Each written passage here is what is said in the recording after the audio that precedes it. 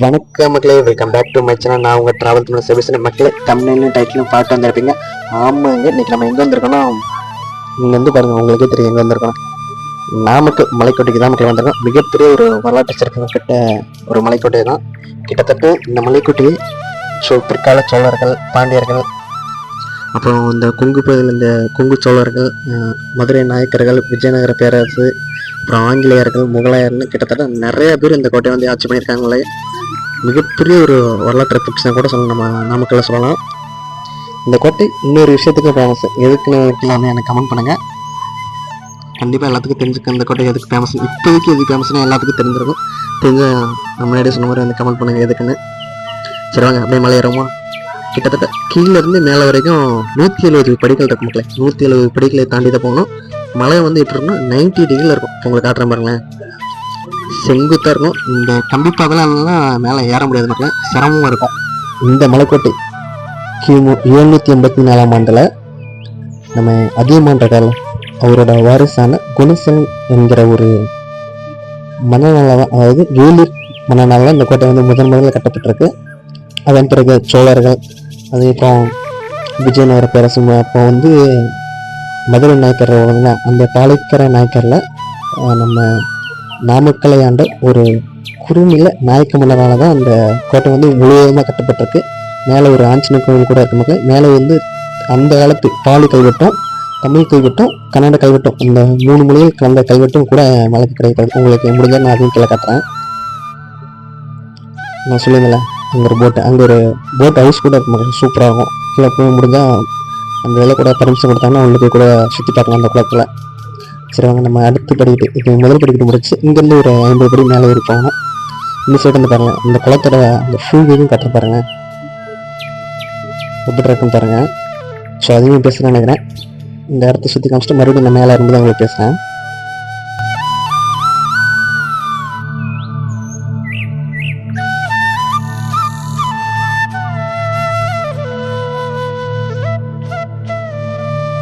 மக்களே, உங்கள்கிட்ட நான் சொன்னேன்னா சொன்னதில்ல, மேலே ஒரு மசூதி கூட ஒன்று இருக்கு மக்களே. இந்த மசூதி ரொம்ப ஃபேமஸ்ஸு. இந்த மாதிரி ஏதாச்சும் பண்டிகை டைம் வந்து நிறைய முகலாயர்கள் வந்து இந்த மசூதிக்கு வருவாங்க.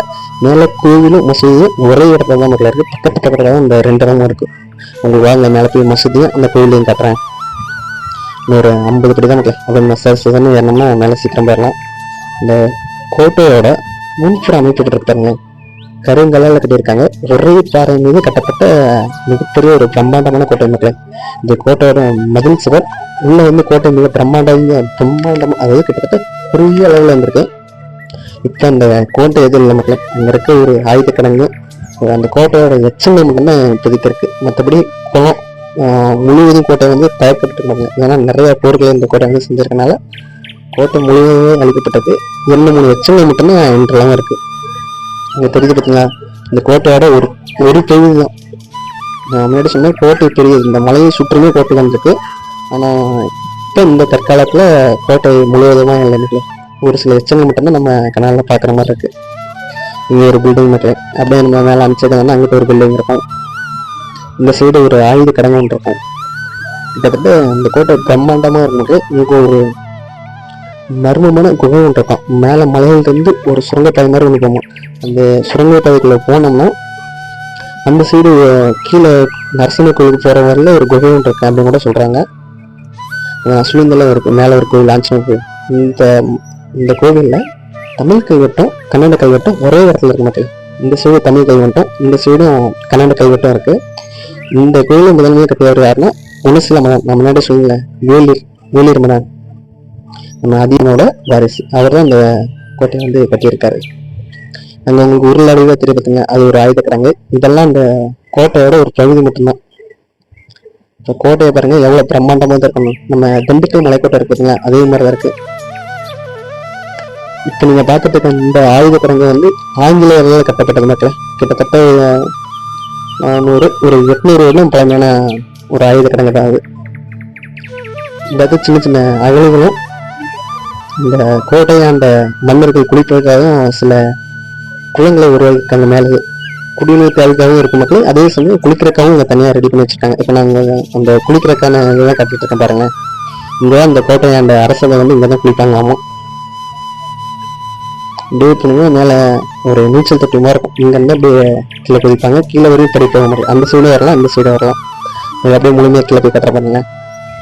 அந்த காலத்தில் பார்த்தீங்கன்னா அவங்களுக்குன்னு ஒரு தனியாக ஒரு குளிப்பதற்காகவே ஒரு ஸ்விமிங் பூல் மாதிரி ரெடி பண்ணி வச்சு குளிச்சிருக்காங்க. கீழே இறங்கி அந்த இடத்த ஃபுல்லாக பாருங்க. இங்கேருந்து வியூ பார்த்தீங்கன்னா சூப்பராக இருக்கும். அந்த நாமக்கல் டவுனு இந்த இடத்துல இப்போ ஃபோட்டோ இல்லை வீடியோ எடுத்தோம்னா செம்மையாக இருக்கும். முழுவதுமாகவே தெரியும் உங்களுக்கு. இருங்க, இந்த குளத்தை ஃபுல்லாக காட்டிட்டு நான் அந்த பக்கத்தில் அந்த இது ரவுண்டாக இருக்கு பார்த்தீங்கன்னா, இதுதான் முக்கியம். அந்த காலத்தில் அந்த ஓட்டத்தில் வந்து ஆயுதம் வச்சு கீழே எதிரி யாராச்சும் வராங்களா இல்லைன்னா கண்காணி பார்ப்பாங்களாமா. அதாவது கண்காணிப்புன்னு சொல்லுவாங்க பார்த்தீங்களா, அந்த இதுக்காக இந்த ஓட்டெல்லாம் இருக்குது. நான் இதுலேருந்து காட்டுறேன் பாருங்க. கீழே எப்படி இருக்கும் பாருங்க, சூப்பராக இருக்கும். மேலே பாருங்க ஒரு பருந்து ஒன்று பறந்துட்டு இருக்குது. சரிவா, நான் இந்த கீழே அந்த வியூ கட்டுறேன் பார்த்துங்களா, காட்டுறேன் பாருங்க, செம்மையாக இருக்கும். கொஞ்சம் அப்படியே முன்னாடி போயிடுறேன். கொஞ்சம் ரிஸ்க்கு தான் மக்களே. எஜ்ஜில் தான் அவங்களுக்கு இந்த இடத்துல எவ்வளோ பில்டிங் இருக்கும் பாருங்க. இந்த சைடு இந்த வாரம் கொய்யான ஒரு இடத்த கூட வைக்கல, சுற்றியும் பில்டிங் கட்டிச்சிட்டாங்க. நாமக்கல் அந்த சைடு ஃபுல்லாக இயற்கை மக்கள், இந்த சைடு ஃபுல்லாக வந்து பில்டிங்காக இருக்குது. நான் சொன்னீங்களே, இது 2வது குளம். அந்த சைடு மலைக்கு மேலே இருக்க 2வது குளம் இது. நம்ம அந்த ஆயுத கடங்கு சொல்லுங்கல்ல, ஆங்கிலேயர்கள் பயன்படுத்தப்பட்ட ஆயுத கடங்கு, அது பக்கத்துல தான் மக்கள் அந்த மசூதி ஒன்று இருக்கு. நம்ம முன்னாடி சொல்லுங்கல்ல, திப்பு சுல்தான் இருக்கார்ல, அவர் காலத்துல இந்த கோட்டை வந்து ஆட்சி பண்ணியிருக்காங்க. அவரோட ஆட்சி காலத்துல இந்த கோட்டை வந்து ஒரு பகுதியாக இருந்திருக்கு.